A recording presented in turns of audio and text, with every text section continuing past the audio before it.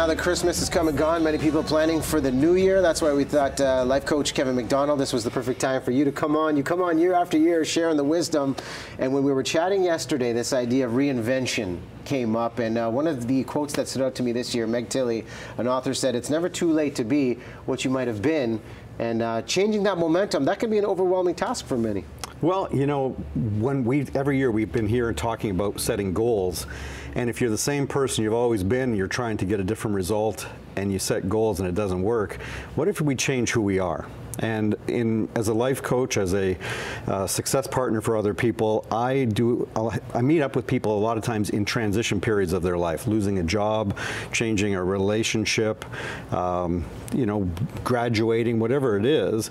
And those times it makes sense to reinvent yourself. But it makes sense almost any day, and certainly at the beginning of the year, it's a perfect time to reinvent. Well, you have a great tool called An Extraordinary Year. I've used this for the past 3 years. Right. I think it's phenomenal, but one of the specifics breaks it down to awareness, action, and accountability, the 3 A's. So if somebody is thinking, this is the year I want to make things clear, talk about the important questions to ask when it comes to awareness.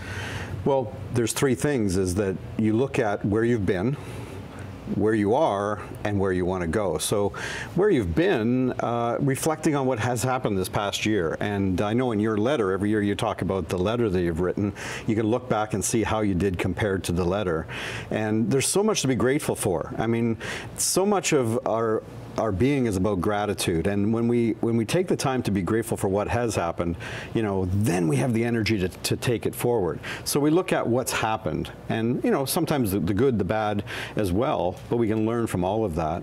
Then we look at where we are, you know, take that snapshot, the wheel of life that you and I have talked about so many times, and you know, at that moment, this is where I am at this point, now where do I want to go?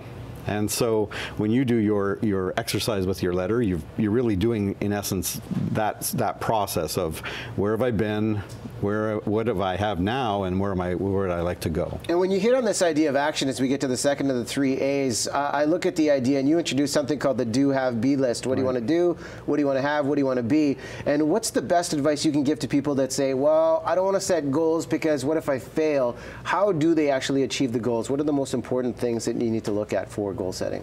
Well, the do, have, and be, and I think so many people are looking at the do, like we're human doings instead of human beings. And so when we be something, when we decide to, you know, if I'm a person who's always late, well, I decide that I'm now a person who's always on time. I'm being something different. If I'm trying to be on time when I'm that person that's always been late, you know, it's probably gonna fail. So we help people look at their thinking, their feelings, their actions to try to get a different result. Yeah, and you get really specific with the goal setting as well, because when I look at somebody saying I want to get healthy, a lot of the times it's so vague of how you actually measure these things. So I know you really push on the specifics, but you also emphasize the importance of accountability, that people can say, all right, this is what you said you were going to do.